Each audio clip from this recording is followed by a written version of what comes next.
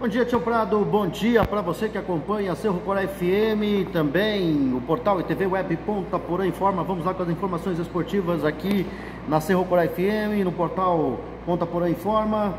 Falar de Libertadores da América, nós tivemos jogos ontem pela Libertadores, né? Nós tivemos algumas partidas com clubes já classificados para a segunda fase da Libertadores. Então vamos às informações. 3 grupos da Libertadores tiveram a sexta e última rodada disputada ontem, né? Definidos os classificados aí para as oitavas de final da competição. Santos e São Paulo venceram e o Atlético Paranaense deixou escapar a liderança. Já classificado, o Santos bateu o Defensa e Justiça por 2-1 de virada, garantindo a liderança do grupo G com 16 pontos, bem acima dos concorrentes. O segundo colocado foi o Delfim do Equador, que derrotou surpreendentemente o Olímpia em Assunção, né, por 1-0, chegando a 7 pontos. Com 6, o Defensa e Justiça avança para a Copa Sul-Americana. Já eliminado, o São Paulo se despediu da Libertadores contra o fraquíssimo Binacional e venceu por 5-1 no Morumbi. Mesmo assim, o tricolor foi apenas o terceiro colocado do grupo D, ficando com a vaga sul-americana como prêmio na Sul-Americana como prêmio de consolação, né? O River Plate bateu a LDU por 3-0 e avançou como líder com 13 pontos, um a mais do que o time equatoriano. O Binacional com 3 pontos ficou na lanterna. O Atlético Paranaense também poderia ter avançado na liderança do grupo C se tivesse segurado ao menos um empate, mas foi derrotado pelo Peñarol por 3-2 no estádio Campeão del Siglo, em Montevideo, no Uruguai. O líder da chave foi o Jorge Wilstermann, que bateu o Colo-Colo por 1-0 com gol no último minuto, chegando aos 10 pontos, mesma pontuação do Furacão, mas com saldo de gol superior, 3-2. O Peñarol, com 9 pontos, ficou em terceiro, avançando para a Copa Sul-Americana, enquanto que o Colo-Colo foi eliminado com a pior campanha, apenas 6 pontos no grupo. Resultados de ontem, então: Santos 2, Defensa e Justiça da Argentina 1, Olímpia do Paraguai, Delfim do Equador, Olímpia do Paraguai 0, Delfim do Equador 1. O Olímpia também jogou fora uma chance de classificação de ouro, né? O São Paulo fez 5-1 no Binacional, já não serve mais para nada, está eliminado, está na Sul-Americana.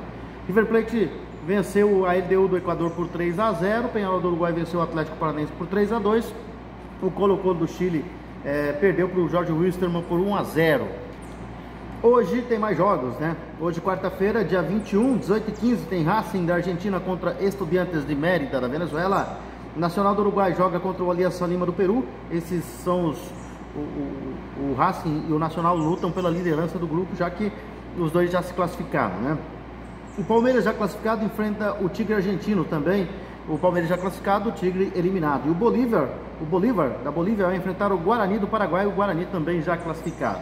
Flamengo já classificado enfrenta o Júnior Barranquilla, ainda com chances de classificação. O Independiente del Valle joga contra o Barcelona do Equador. Independiente, se empatar, estará classificado, né? A Universidade Católica enfrenta o Internacional.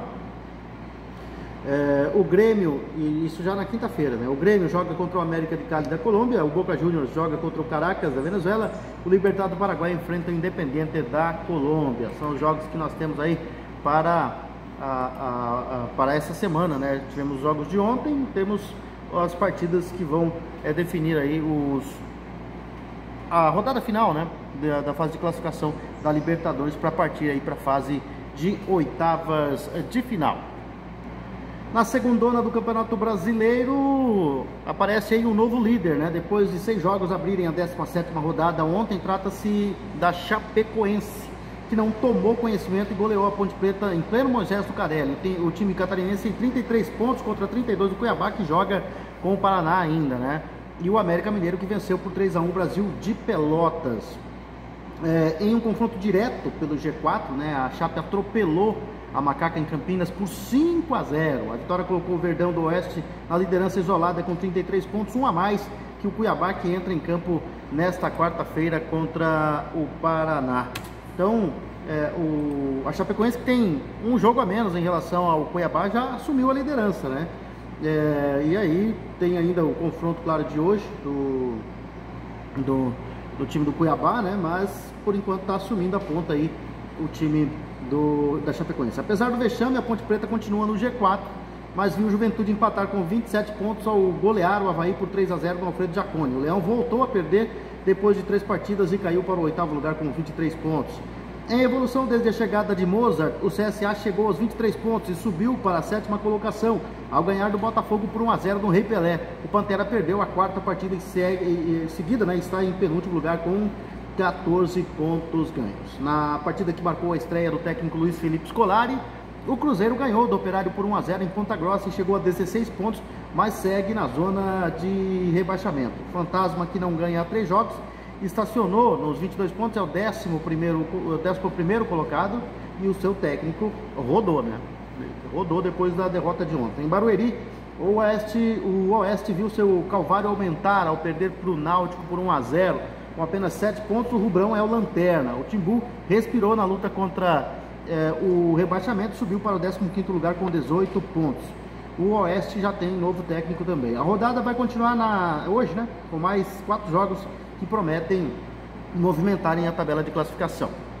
Resultados ontem, então: América Mineiro 3, Brasil de Pelotas 1, CSA 1, Botafogo 0, Oeste 0, Náutico 1, Juventude 3, Avaí 0, Ponte Preta 0, Chapecoense 5, Operário 0, Cruzeiro 1. Hoje tem Figueirense RB, Sampaio Correia e Confiança, Cuiabá e Paraná. O Cuiabá pode recuperar a liderança se vencer o Paraná.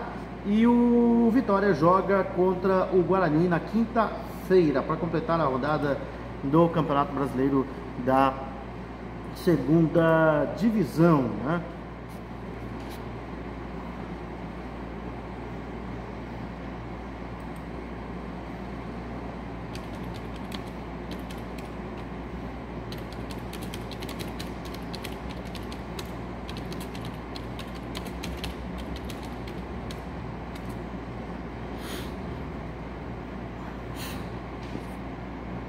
No Campeonato Brasileiro da 1ª Divisão, Tião Prado, nós temos apenas uma partida, né? E 2 clubes em crise. Quem é que vai aumentar a crise? Em jogo adiantado da 18ª rodada do Campeonato Brasileiro, Vasco e Corinthians se enfrentam hoje às 20h30 em São Januário. Os dois têm uma coisa em comum: estão em má fase na competição, e o duelo vai marcar também a estreia do técnico Ricardo Sapinto no trem-bala. Vindo de 4 derrotas consecutivas no Brasileirão, o Vasco é apenas o 18º colocado com 18 pontos, mesma pontuação do Timão. O primeiro dentro da zona de rebaixamento é o Atlético com 16 pontos, o Atlético Paranaense. O trem-bala vem de derrota diante do Internacional por 2-0, enquanto que o Corinthians levou 5-1 do Flamengo. O técnico Wagner Mancini comandou um treinamento tático para realizar os últimos ajustes na equipe que vai a campo contra os cariocas. O elenco também trabalhou bolas paradas ofensivas e defensivas para duelo. O Mancini vai ter o retorno do zagueiro Bruno Mendes e do meio-campista Ramiro, que cumpriram suspensão no último jogo, mas terá as baixas de Otero, suspenso, e jogo com uma contratura muscular na panturrilha esquerda. Apesar do retorno de Bruno Mendes, Mancini estuda deixar a zaga com Marlon e Gil. No bid, Fábio Santos poderá reestrear na lateral. Já estão no bid, né? E o lateral poderá estrear.